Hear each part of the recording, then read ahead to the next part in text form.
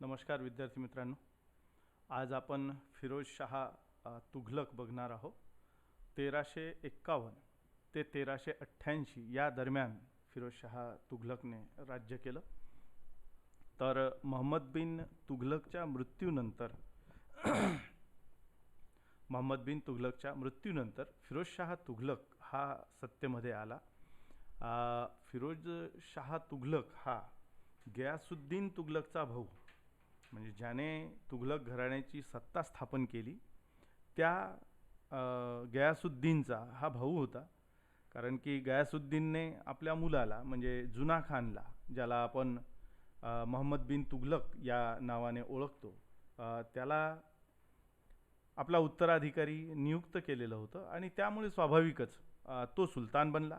त्याच्या हाती सत्ता आली आणि त्याने सुलतानाचं पद भूषवलं किंवा सुलतान म्हणून तो जुना खान हा होता. त्यानंतर फिरोजशाह तुघलककडे सत्ता आली. त्याच्या मृत्यूनंतर फिरोजशाह तुघलक विषयी जी माहिती बघायची आहे आपल्याला, त्याच्या सुधारणा आहेत. फिरोजशाह तुघलकने किंवा फिरोजशाह तुघलक हा आपल्या सुधारणांसाठी प्रसिद्ध आहे आणि फिरोजशाह तुघलकाच्या सुधारणा फार महत्त्वाच्या पण आहेत. त्याने नंबर 1चा मुद्दा घेऊ आपण. आर्थिक सुधारणा ज्या घडवून आणल्या त्या आर्थिक सुधारणा नंबर 1चा मुद्दा. त्याच्यामध्ये महसूल विषयक सुधारणा त्याने घडवून आणली. महसूल जे होतं, अत्याचारपूर्ण पद्धतीने महसूल वसूल केला जात होता. म्हणजे आपण जेव्हा मोहम्मद बिन तुघलक बघतो त्यावेळेला मोहम्मद बिन तुघलकाच्या कालखंडात जबरदस्त टॅक्स वाढविण्यात आलेला होता. म्हणजे 10 पटीने टॅक्स त्या दोआबच्या प्रदेशामध्ये वाढविलेला होता. म्हणजे एवढ्या 10 पटीने वाढविलेला टॅक्स आणि ती जनता देत होती, निमूटपणे सहन करत होती. अशा पद्धतीची जी टॅक्स प्रणाली होती तिला सुधारण्याचा प्रयत्न फिरोजशाह तुघलकने केलेला आपल्याला दिसून येतो. त्याच्या कार्यकाळामध्ये, फिरोजशाह तुघलकाच्या कार्यकाळामध्ये सिंचाईचा कर होता, हा वेगळ्या पद्धतीचा होता आणि त्याने विशेष करून जे कर लावले ते 4 पद्धतीचे होते. जसं खिराज आहे, जकात आहे, जिझिया आहे आणि खम्स आहे. म्हणजे जे टॅक्स इथे दिसतात तुम्हाला, जसा हा खिराज, हा साधारणतः भूमीवर आधारित असलेला हा कर आहे किंवा किंवा हा भूमिकर होता असं आपल्याला म्हणता येईल.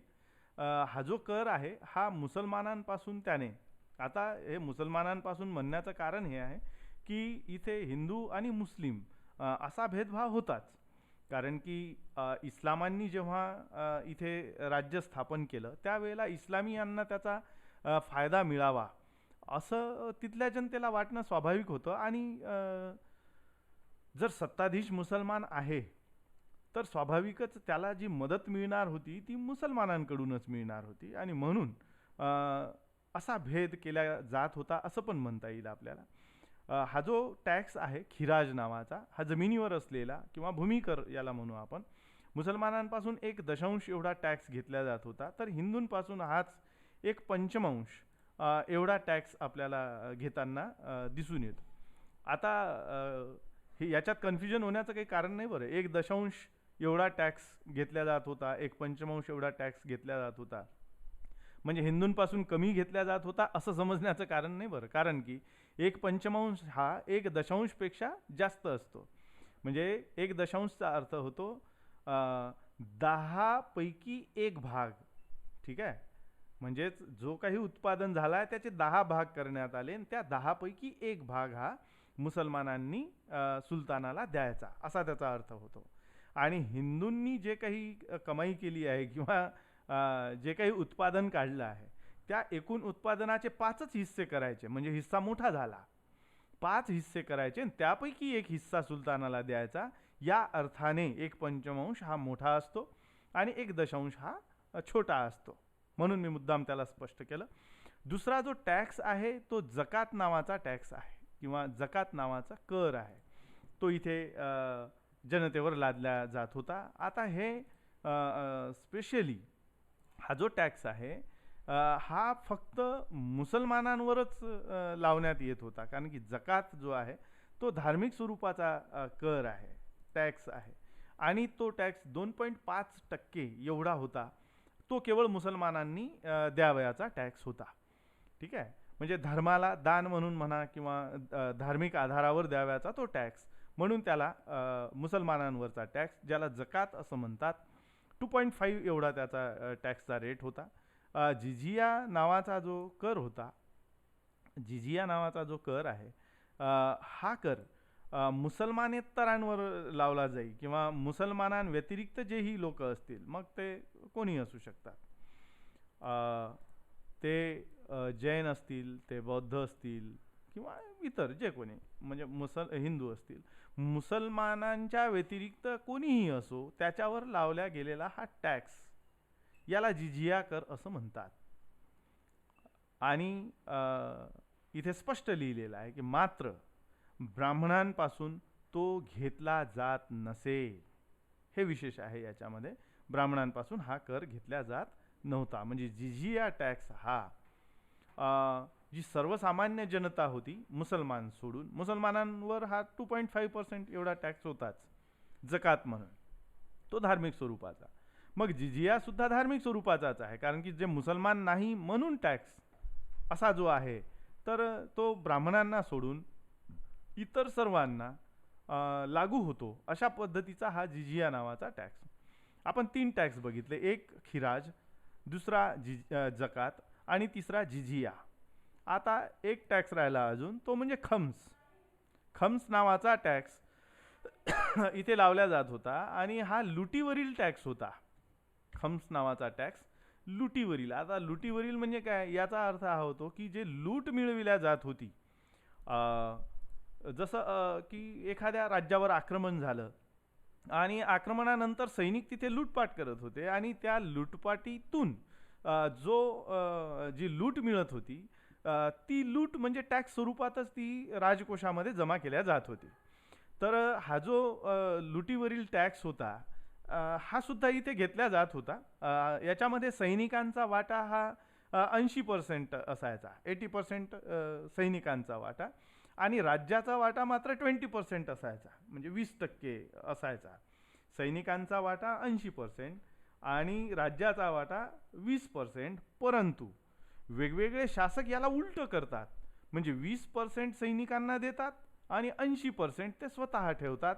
अशा पद्धतीचा हा टॅक्स होता. पण मुळात जे शर्यतमध्ये लिहिलेलं आहे त्याच्यानुसार जर याला बघितलं आपण, तर 80% हा सैनिकांना देण्यात यावा आणि 20% मात्र राज्याने ठेवावा, अशा पद्धतीचा हा टॅक्स होता. अशा पद्धतीने त्याने सुधारणा केली. टॅक्समध्ये सुद्धा काही सुधारणा केलेल्या दिसतात. अशा पद्धतीने आर्थिक सुधारणा त्याने केलेल्या दिसतात. दुसरी सुधारणा आहे सिंचाई विषयक सुधारणा. त्याने सिंचाईमध्ये सुधारणा केली. सिंचाईचा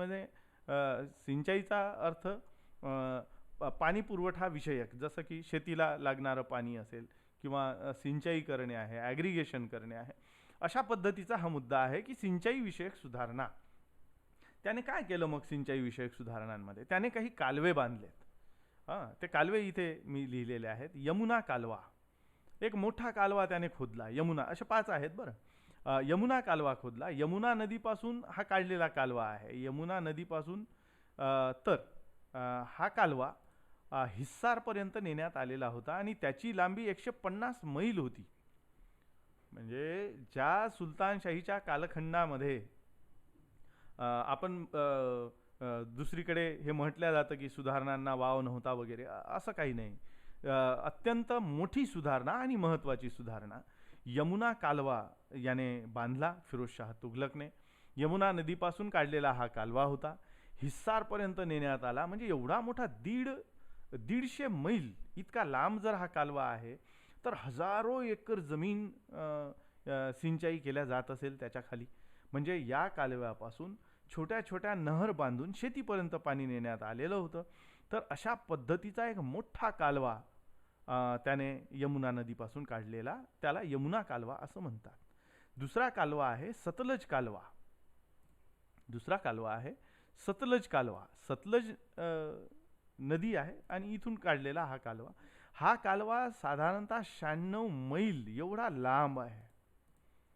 म्हणजे पहिला कालवा 150 मैल एवढा लांब, दुसरा कालवा 96 मैल म्हणजे 100च मैल झाला ना तो.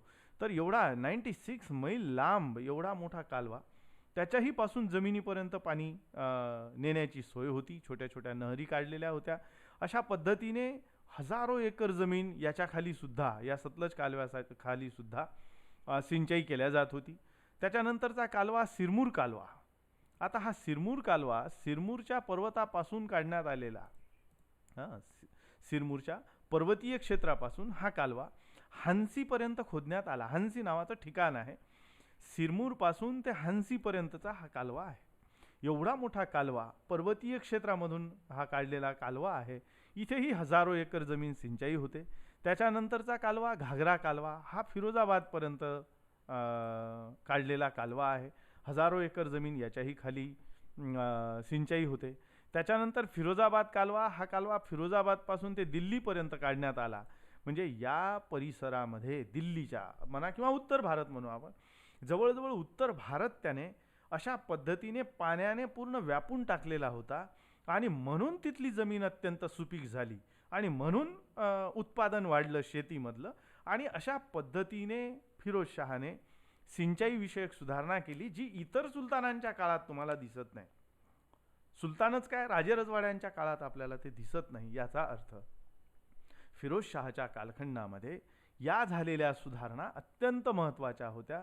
एक प्रकारचं नदी जोडण्याच्या प्रकल्पासारखा हा प्रकल्प आहे आणि त्या सुलतानाने हे करून दाखवलं होतं. अशा पद्धतीने त्याने सिंचाईची सुविधा उपलब्ध करून दिली. एकदा परत कालव्यांचे नाव वाचतो. यमुना कालवा, सतलज कालवा, घागरा कालवा आणि फिरोजाबाद कालवा, एवढे 5 कालवे त्याने बांधले होते. यासोबतच उत्पन्न जे होतं, आता हा जो काही कालवा त्यांनी बांधला त्याच्यावर टॅक्स पण होता.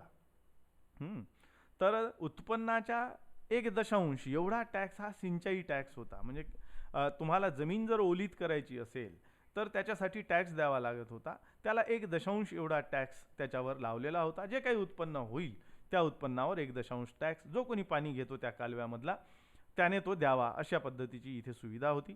या व्यतिरिक्त त्याने 150 विहिरी खोदल्या. म्हणजे पाण्याच्या बाबतीत त्याने लबालब करून टाकलं होतं उत्तर भारताला, असं पण म्हणता येईल. अशा 150 विहिरी त्याने खोदलेल्या होत्या. अशा पद्धतीने सिंचाई विषयक सुधारणा किंवा पाण्याचं महत्त्व ज्या सुलतानाला समजलं असं आपण म्हणतो, तो म्हणजे फिरोजशाह तुघलक होता असं आपल्याला म्हणता येईल. असा फिरोजशाह तुघलक, त्याच्या सिंचाई विषयक सुधारणा. त्याने काही सुधारणा मुद्रा प्रणालीमध्ये पण केलेल्या आपल्याला दिसून येतात. मुद्रा म्हणजे कॉइन्स ज्याला म्हणतो आपण. आपण बघितलं ना, महम्मद बिन तुघलकच्या कालखंडामध्ये टाकसाळी घरीच तयार करून घेतलेल्या होत्या, असं सुद्धा आपल्याला काही ठिकाणी दिसतं. तर इथे याने त्या मुद्रा प्रणालीमध्ये काही सुधारणा केलेल्या दिसतात.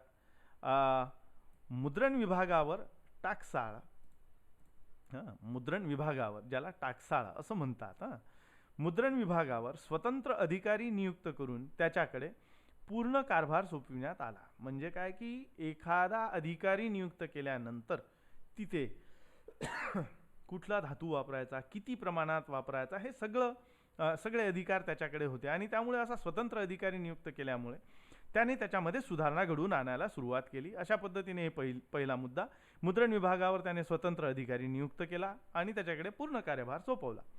खोट्या शिक्क्यांवर प्रतिबंध घालण्यासाठी, आता खोटे शिक्के तयार होत होते ना, तर धातूच्या शुद्धतेवर अधिक भर देण्यात आला. म्हणजे एखादा धातू किती प्युअर आहे हे ठरवून त्याचे नाणे बनविल्या जाऊ लागले. त्यामुळे स्वाभाविकच जे खोटे नाणे बनविण्याची पद्धत होती ती हळूहळू त्याच्यातून कमी झाली. अशा पद्धतीने त्याने त्या खोट्या शिक्क्यांवर सुद्धा प्रतिबंध घालण्याचा प्रयत्न केला. सोने व चांदीच्या शिक्क्यांवरील सरकारी नियंत्रणात वाढ केली. म्हणजे सोने आणि चांदीचे जे काही शिक्के तयार होतात त्याच्यावर आता सरकारचं नियंत्रण होतं आणि ते शिक्के जे आहेत ते सरकारच्या नियंत्रणाखाली चलनामध्ये होते. म्हणजे किती चलनात आहे, काय आहे, याचा रेकॉर्ड ठेवला जात होता असं म्हणता येईल. तर अशा पद्धतीने सोने व चांदीच्या शिक्क्यांवरील सरकारचं नियंत्रण जे होतं ते आता इथे वाढलं. शाशगनी नावाचा नवा शिक्का प्रचलित केला गेला. ठीक आहे. शासगणी त्याचं नाव होतं. शासगणी नावाचा शिक्का प्रचलित केला गेला. त्याची जी किंमत होती ती 6 जित्तल एवढी होती. म्हणजे एका रुपयाची किंमत किती, तर 100 पैसे, नाही का. त्याचे तुकडे किती, तर 50 पैसे 25 पैसे असे आपण करतो ना तुकडे. 5 पैशापासून त्याची सुरुवात होते. तर असे तुकडे जसे करतो आपण, तसे शासगणी नावाचा जो शिक्का नवीन त्याने प्रचलित आणला, तर चिल्लर होण्यासाठी, कारण की व्यवहारामध्ये चिल्लरचं काम पडते, आणि म्हणून त्याची किंमत ही 6 जित्तल होती. म्हणजे 6 जित्तल जर समजा शासगणी द्यायचा आहे आणि अर्धा द्यायचा आहे, अर्धा द्यायचा आहे म्हणजे किती, 3 जित्तल द्यायचे. सरळच आहे ना, 3 जित्तल द्यायचे म्हणजे अर्धा शासगणी झाला. अशा पद्धतीची ती व्यवस्था त्याने केलेली होती. शासगणी नावाचा शिक्का त्याने प्रचलित आणला आणि त्याची किंमत 6 जित्तल एवढी होती. व्यापारी सुविधेसाठी, म्हणजे त्याने आता व्यापाऱ्यांसाठी पण सुविधा केलेली इथे दिसून येतो. व्यापारी सुविधेसाठी आधा म्हणजे अर्धा जित्तल, अर्ध्या जित्तलला आधा असं म्हणतात. आणि बीख म्हणजे 1/4 जित्तल. 1/4 म्हणजे 1 रुपयाचा 25 पैसा म्हटल्यावर जो होईल तो म्हणजे 1/4, त्याला बीख असं म्हणतात. आपण 25 पैसे म्हणू ना, 25 पैशाला बीख असं म्हणायचं जर तसा विचार केला तर. पण ते जित्तलच्या भाषेत बोलावं लागेल आपल्याला. बीख म्हणजे 1/4 जित्तल. हे नवे नाणे त्याने प्रचारात आणले. म्हणजे आधा प्रचारात आणलं, त्याला अर्धा जित्तल असं म्हणतात, आणि बीख प्रचारात आणलं, जे 1/4 जित्तल एवढं त्याचं प्रमाण होतं. म्हणजे शासगणीला अर्धा करायचं असेल तर 6 जित्तल द्यावे लागतील, आणि त्या जित्तलला जर अर्धा करायचं असेल तर आधा द्यावा लागेल, आणि त्यापेक्षाही छोटं करायचं असेल एकदम चिल्लर तर बीख द्यावा लागेल. म्हणजे त्याला 1/4 जित्तल असं म्हणतात. अशा पद्धतीची सुविधा त्याने मुद्रा प्रणालीमध्ये केली. म्हणजे जनतेला सुविधा व्हावी, चिल्लरची अडचण येऊ नये. त्याचबरोबर मुद्रेच्या धातूवर त्याने लक्ष दिलं. त्याचबरोबर स्वतंत्र अधिकारी नियुक्त केला, ज्याला त्या सगळ्या गोष्टी माहीत राहतील. अशा पद्धतीची सुविधा फिरोजशाह तुघलकने मुद्रा प्रणालीमध्ये केलेली आपल्याला दिसून येते. काही लष्करी सुधारणा सुद्धा केलेल्या दिसून येतात. लष्कराला फार महत्त्व होतं या कालखंडामध्ये. लष्कर हे जहागिरी तत्वावर होतं.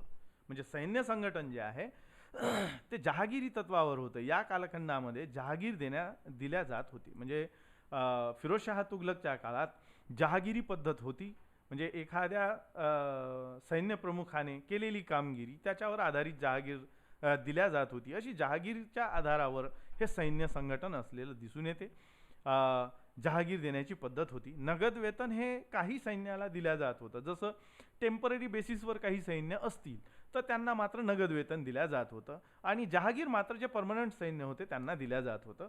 त्याच्यात काही सुविधा पण होत्या. म्हणजे एखादा सैन्य जो आहे तो, एखादा सैनिक जो आहे तो वृद्ध झाला, म्हातारा झाला, तर एखाद्या सैनिकाला म्हणजे त्याच्या वृद्धत्वामुळे युद्धावर जाणं शक्य नसेल, पण त्याच्या जागेवर पद तर भरायचंच आहे ना, तर ती पदभरती त्याच्या मुलाला घेतल्या जात होतं. म्हणजे एखादा सैनिक वृद्ध झाला तर त्याच्या जागी त्याच्या मुलाला घेतलं जात होतं, आणि जर त्या सैन्याला मुलगा नसेल तर त्याच्या जागेवर त्याचा जावई घेतला जात होता, आणि जर त्याला जावई पण नसेल म्हणजे मुलं बाळच नाही तर त्याच्या गुलामाला त्या जागेवर घेतल्या जात होतं. या तत्वानुसार आपण असं म्हणू की लष्करामध्ये वंश परंपरागत पद्धती आली, जी चुकीची होती किंवा चांगली नव्हती असं म्हणू आपण.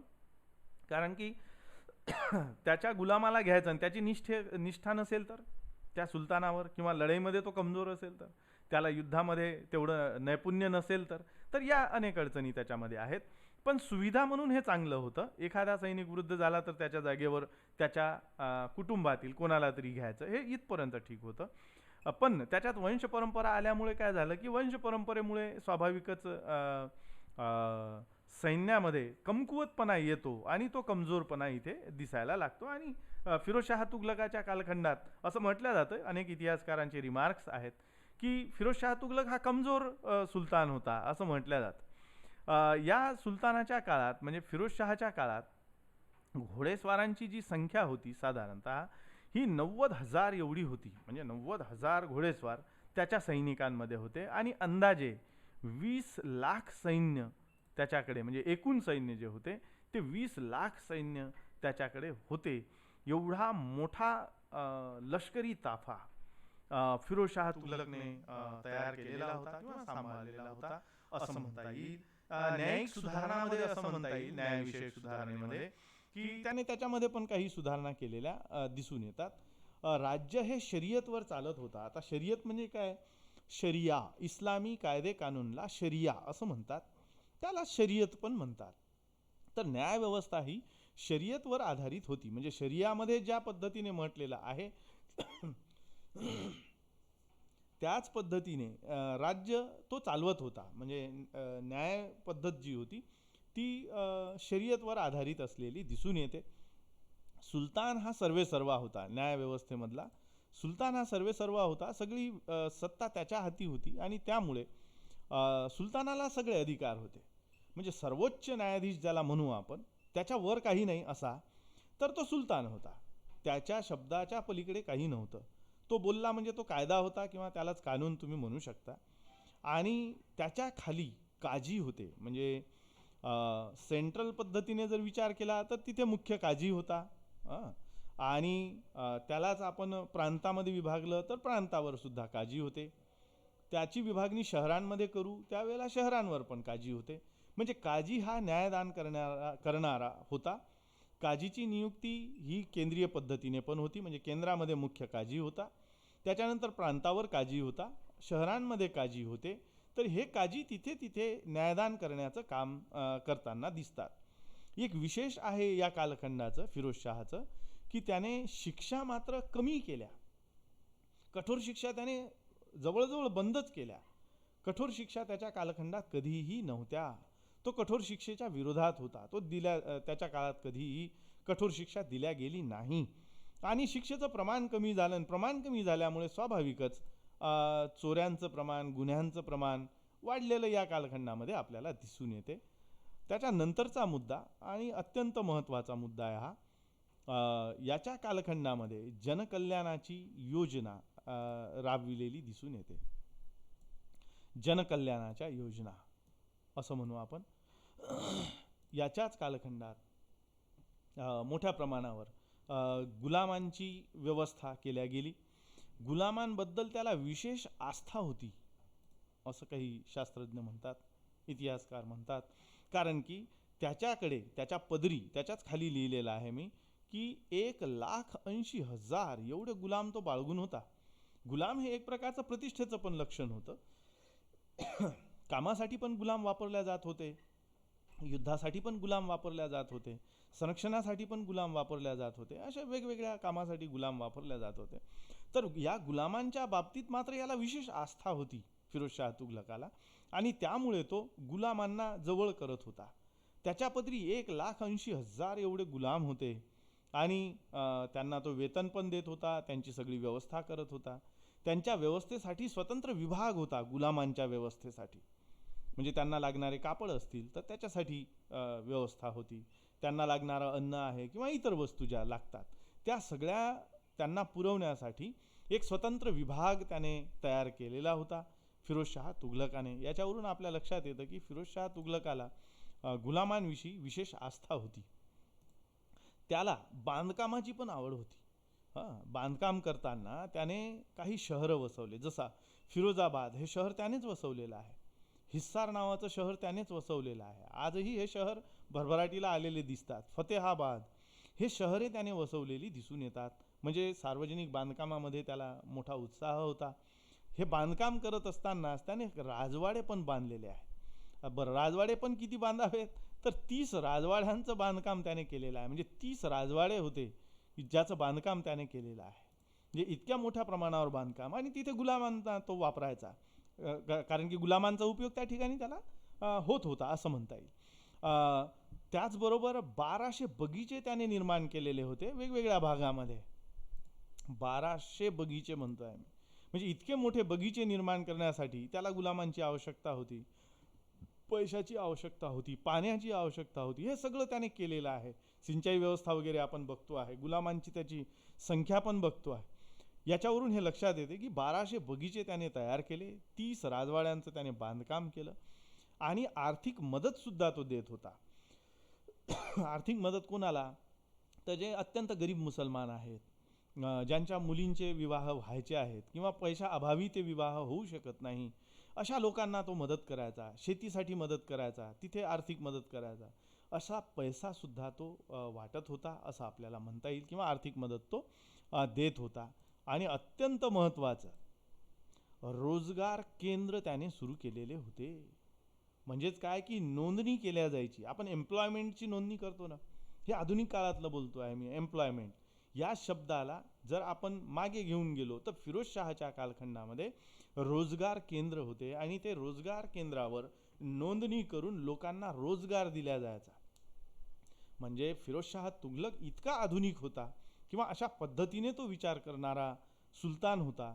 परंतु याचं मूल्यमापन करताना असं म्हणता येईल आपल्याला की फिरोजशाह तुघलकाविषयी जे लिहिल्या गेलेलं आहे त्यावेळच्या इतिहासकारांकडून, त्याचबरोबर अभ्यासकांकडून, की संमिश्र अशी प्रतिक्रिया त्याच्या बाबतीत येताना दिसते. हा पक्का मुसलमान होता, 5 वेळा नमाज पढणारा होता, कट्टर इस्लाम होता, सुन्नीपंथीय, यात काही शंका नाही. तो हिंदू आणि मुसलमानांमध्ये भेद करत होता, हेही कबूल आहे, तो करत होता. परंतु काम करत असताना त्याच्या 37 वर्षाच्या कारकिर्दीमध्ये त्याने इतके मोठे बांधकाम जे केलेले दिसून येतात, 30 राजवाडे बांधले, 1200 बगीचे बांधले, आर्थिक मदतसुद्धा त्याने केली, रोजगार केंद्रसुद्धा त्याने उभे केले. तर हे काम काही कमी नाही. म्हणजे इतके मोठे कामं करून त्याने त्याच्यावर जी प्रतिक्रिया आहे इतिहासकारांची ती मात्र संमिश्र असलेली दिसून येते. तो दुर्बल शासक होता असं सुद्धा काही इतिहासकार त्याच्याविषयी म्हणतात. इलियट नावाचा जो इतिहासकार आहे तो म्हणतो फिरोजशाह 14व्या शतकाचा अकबर होता. म्हणजे त्याच्या सुधारणा जर बघितल्या ना तर इलियटचं जे म्हणणं आहे ते अत्यंत योग्य असं वाटते की तो उदात्त होता, उदार अंतकरणाचा होता किंवा उदारतेने तो विचार करणारा होता, अशा पद्धतीचा हा सुलतान असलेला आपल्याला दिसून येतो. इथे थांबूया. मूल्यमापन करताना अशा पद्धतीची संमिश्र प्रतिक्रिया फिरोजशाह तुघलकविषयी आपल्याला मिळते. अशा पद्धतीचा मध्ययुगीन कालखंडामध्ये होऊन गेलेला सुलतानशाहीमधला हा फिरोजशाह तुघलक अत्यंत चांगला असा सुलतान या कालखंडातला आपल्याला दिसून येतो. इथे थांबूया विद्यार्थी मित्रांनो.